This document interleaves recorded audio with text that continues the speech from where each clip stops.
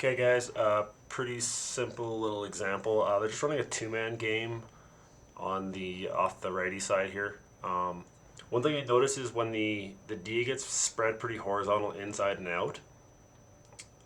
If you don't talk through that before the pick comes and gets set, they're just gonna read it according to where the D's positioned, and so you'll see here it ends up being a top pick.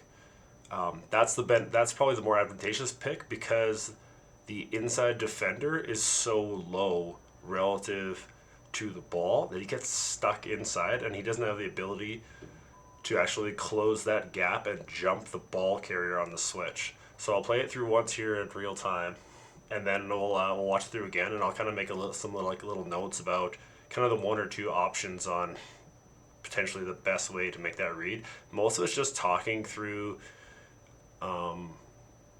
kind of the situation, and I think the key is to realize when you get spread enough horizontally that is gonna end up being difficult to manage if you don't make a decision before the offense gets to kind of make a play off the read. So I'll play the video here for a couple seconds.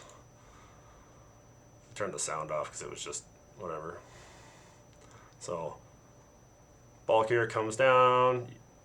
You can see here how that inside low defender's pretty low and they're a little spread, which makes any kind of really smooth switch easy. From here, the up pick doesn't make any sense really. So he's just gonna clip him on the top side. It's actually kind of a shitty pick, but it's a good example. It's pretty clean. When he clips him on that top side, even if that inside low defender was to step high, it's just a big gap to fill. So he kind of sits back. He probably should be coming, but really we'd want to be communicating this early and letting that outside defender who's covering the ball right now kind of take some direction via like what you're seeing on the backside. So kind of a choppy play, but it was kind of an easy setup to read. So I'll back it up here. And let's play through this half speed.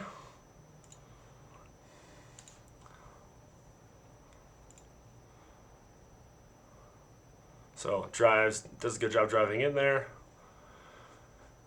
So from here, what actually is probably the easier play, let me get my little pen out here.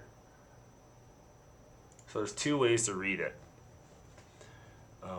From here, if I'm the inside player and I'm reading this early enough, I might just tell this player to step up there.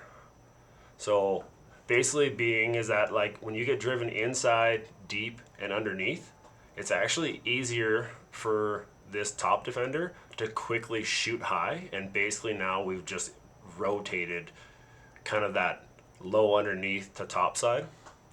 Let's erase that. So essentially what a really good look would be like, just bear with me here, is inside defender yells go high once he feels like the ball carrier's high and he's been driven low inside underneath and a decent little horizontal gap.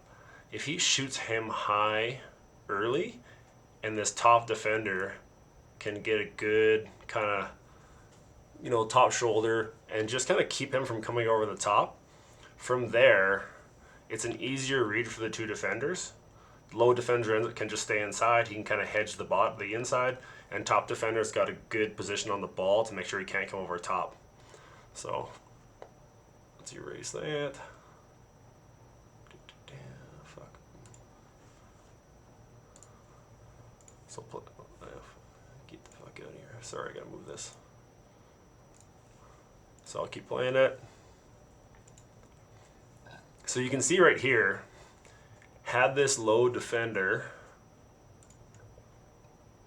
been able to get out of this little trappy pick on his back where he is right now, had he been able to scoot up and kind of play this more top side, you can kind of see how his body position would be better to read the pick, better to manage the ball carrier trying to come over top.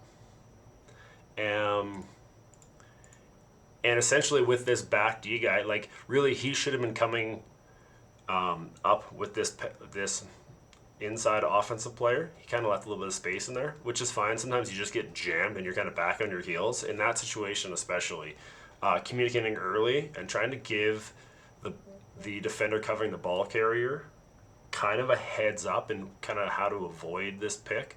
Whether you back out of it or you jump high and just get out of the way. In this situation, I'd probably preferably, if I was the inside defender, like to see this guy stepping up and high to avoid the pick, and this low defender then can just hedge this inside crease. But the other option is, if you aren't super comfortable with shooting your guy high, maybe you're a little late on the read and stuff, the minute this guy gets sealed, this defender needs to jump the ball. So essentially that's just a straight up switch, right? You can't get trapped back under there.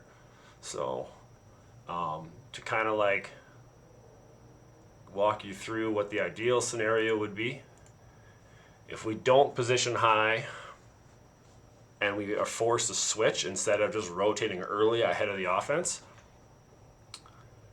pick is set, this guy gets contact, the defender who is currently covering the ball is going to have to just try and bail out and fill the backside, just doing that little button hook. So if you guys ever get picked up on the top side, like a top pick, you just use the momentum of the pick, wheel back inside, and this defender, hopefully, he starts creeping up on the read and he jumps the ball. So essentially, you're just looking for that quick rotation. So the inside defender intercepts ball, and that back defender really is just trying to get back out and rotate back inside and cover anything inside as quickly as can. So ideally, either way, whether you jump it early or late, if we think that ball is coming, let me use a different color here. If we think that there's a good chance that that ball is coming over the top, we would like to see our defenders positioned here and here. So again, easy to cover shooting lanes. We're cutting off any kind of forward momentum over the top. And then we have our inside support underneath in case the ball carrier decides to try and, stutter and jam back inside. Then you got help right underneath you. So let's erase that. And we'll just back this up, watch it once more, and then we'll call it good. Can I back this up? No, I guess not. Okay, here it is from the top again.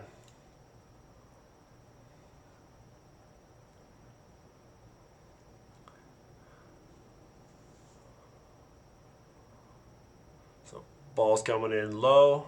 So immediately right here, you should start feeling like this is a tough spot to support from because you guys are spread horizontally and he's doing a really good job of being aggressive.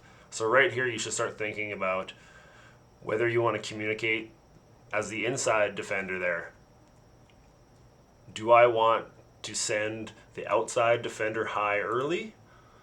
So option A, we'll just draw it again just for sake of, do I want to send the outside defender out early to cut this off? And then inside defender who's making the call on the play is just going to kind of step a little underneath, and you're just going to fill that little support area underneath.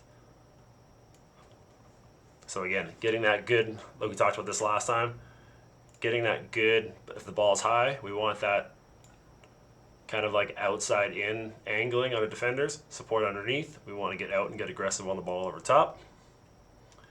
So that's probably option A on that play. If you read it early, let's get out of here. And then again, option B, I'll just use two little rectangles here.